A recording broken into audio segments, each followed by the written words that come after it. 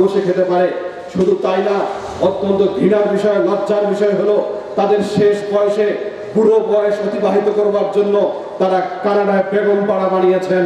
আমাদের প্রিয় মাতৃভূমিকে নিয়ে ষড়যন্ত্রের এমন কোনো বিষয় নাই যেটা তৎকালীন স্বৈর শাসকগুলি করে নাই, যার ফলশ্রুতিতে গত 16 বছর ধরে যে স্বৈর শাসক বাংলার মানুষের জনগণের উপরে চেপে বসেছিল জগত্তল পাথরের মতো, বাংলার মানুষের স্বাধীনতা ছিল না, চলার স্বাধীনতা ছিল না, কথা বলবার স্বাধীনতা ছিল না, ফেসবুকে পোস্ট দেওয়ার স্বাধীনতা ছিল না, রাজনৈতিক স্বাধীনতা ছিল না, ব্যবসায়ীদের স্বাধীনতা ছিল না, এমনকি ঈমান নিয়ে বেঁচে থাকার স্বাধীনতা ছিল না।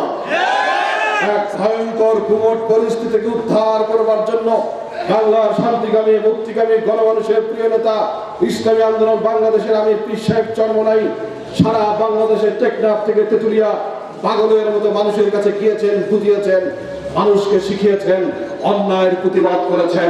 যখন দেশ বিরোধী ষড়যন্ত্রকে করবার চেষ্টা করেছে, পীর সাহেব চরমনাই রাজপথে নেমেছেন, আন্দোলন করেছেন, সংগ্রাম করেছেন। ইসলামের বিরুদ্ধে আঘাত এসেছে, পীর সাহেব চরমনাই সর্বপ্রথম রাজপথে নেমেছেন।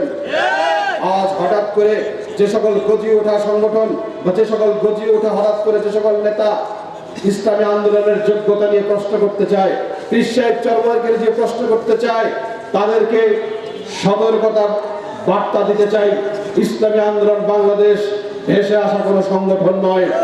ইসলামী আন্দোলন বাংলাদেশ আকস্মিকভাবে জন্ম নেওয়া কোনো সংগঠন নয়। ৩৫টি বছর ধরে বাংলার খেটে খাওয়া মানুষদের পাশে দাঁড়িয়ে এদেশের গরিব দুঃখী মেহনতি মানুষের তাদের কষ্ট দুঃখ বুকে ধারণ করে বাংলার গণমানুষের নেতা পীর সাহেব চরমনাই রাজনীতি করছেন দেশের জন্য, ইসলামের জন্য, মানবতার জন্য। সেই সকল রাজনৈতিক নেতারা একটু আগ বাড়িয়ে বলতে চায়, বলেই ফেলেছে ইসলামী আন্দোলন বাংলাদেশ নাকি স্বৈরাচারের সহযোগী ভূমিকা পালন করেছে। আমি সেই সকল নেতাকে যার তৈরি করতে বলতে চাই, ইসলামী আন্দোলন বাংলাদেশকে নিয়ে মন্তব্য করবার আগে পড়াশোনা করবেন। পীর সাহেব চরমনাইকে নিয়ে মন্তব্য করবার আগে 10 বার ভাববেন। 5ই আগস্ট যে আগুন সারা বাংলাদেশ জ্বলে উঠেছিল, এই আগুন একদিনের আগুন না, বরং ইসলামী আন্দোলন বাংলাদেশের প্রতিটি নেতা কর্মী গত 16 বছর ধরে পাড়ায় পাড়ায়, মহল্লায় মহল্লায়, জেলায় জেলায়, থানায় থানায়, ইউনিয়নে, ওয়ার্ডে এই আগুন দাবানলের মতো, অগ্নিশিখার মতো জ্বালিয়ে রেখেছিল। 16 বছর ধরে অগ্নিশিখার মতো জ্বালিয়ে রেখেছে আগুন। 5ই আগস্ট দাবানলের মতো সারা বাংলাদেশ ছড়িয়ে গেছে। 5ই আগস্টের আগুন হঠাৎ করে লাগানো কোনো আগুন না, বরং 16 বছরের মানুষের ভিতরে ক্ষুব্ধ জাগানো বুদবুদ করে দেশের আগুনের প্রতিশোধ, ঠিক কিনা? অতএব ইসলামী আন্দোলন বাংলাদেশ ডাক্তারহীন কণ্ঠে বলতে চায়, ইসলামী আন্দোলন বাংলাদেশের পাশে এদেশের সহজ সরল সাধারণ খেটে খাওয়া মানুষ রয়েছে।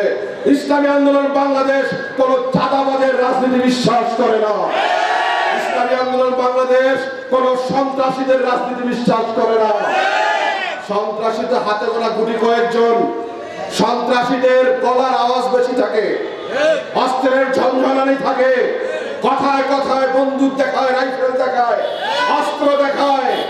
গত 16 বছর ধরে স্বৈর শাসকের চেলা চামুন্ডরা এরকম আচরণ করেছিল, টিকতে পারে নাই, বাংলাদেশে থাকতে পারে নাই, পালিয়ে গেছে, হারিয়ে গেছে। আবার বাংলাদেশে কোন স্বৈর শাসক যদি মাথা চালা দেওয়ার চেষ্টা করে, মনে রাখবেন বাংলাদেশের জনগণ আপনাদেরকে পালাতে দিবে না। প্রতিটি জনগণের অধিকার করায় গণ্ডে বুঝে দেওয়া হবে ইনশাআল্লাহ। অতএব বাংলাদেশের জনগণ, বিশেষ করে এই কেরানীগঞ্জের ব্যবসায়ী নগরী, এই শহরের সকল ব্যবসায়ীদেরকে সতর্ক বার্তা দিয়ে যাচ্ছি, যদি কোনো চাঁদাবাজ, কোন পাতিবাস্তান আপনাদেরকে বিরক্ত করে, ত্যাক্ত করে, আপনাদেরকে কষ্ট দেয়, ছবি তুলে রাখবেন। সময়ের অপেক্ষা, আমরা প্রতিশোধ নেব ইনশাআল্লাহ। মনে রাখবেন, এই মুক্তিযোদ্ধারা কিন্তু 71-এর মুক্তিযোদ্ধারা, এই মুক্তিযোদ্ধা 24-এর মুক্তিযোদ্ধা। 24-এর মুক্তিযোদ্ধা বুলেট চেনে না, অস্ত্র চেনে না, কামান চেনে না, তারা বুক চিতিয়ে সামনে দাঁড়াতে জানে। সুতরাং আগামীর বাংলাদেশ যারা পরিচালনার স্বপ্ন দেখছেন, 24-এর চেতনাকে ধারণ করে সামনে কদম বাড়ান। জনগণের চেতনাকে পরিত্যাগ করে, অ্যাভয়েড করে, উপেক্ষা করে বাংলাদেশের রাজনীতিতে বেশি দিন লাস্টিং করা যাবে না। সুতরাং ইসলামী আন্দোলন বাংলাদেশের আমির পীর সাহেব চরমনাই সারা বাংলাদেশের জনগণকে নিয়ে যেভাবে কাঁধে কাঁধ মিলিয়ে কাজ করছে আগামীর সুন্দর বাংলাদেশ বিনির্মাণের জন্য আসুন আমরা ঐক্যবদ্ধ হয়ে সুন্দর উন্নত কল্যাণ রাষ্ট্র গড়বার জন্য ঐক্যবদ্ধ হই। সীসাডালা প্রাচীরের মতো আমরা সারিবদ্ধভাবে সংগ্রামের জন্য প্রস্তুত নেই। ইনশাআল্লাহ বাংলাদেশের বুকে জনগণের অধিকার আমরা করেই ছাড়বো ইনশাআল্লাহ। অতএব আগামী দিনের সকল আন্দোলন সংগ্রামে দেশ গঠনের কাজে ইসলামী যুব আন্দোলন বাংলাদেশের নেতা কর্মীদের প্রস্তুত রাখবার আহ্বান জানিয়ে আমার বক্তব্য এখানে শেষ করছি।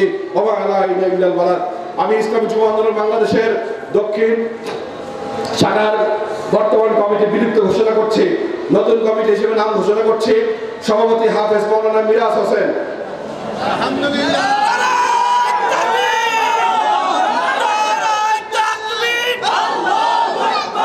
সহ সভাপতি মোহাম্মদ সাইফুল ইসলাম, সাধারণ সম্পাদক জনাব মোহাম্মদ উজ্জ্বল শেখ,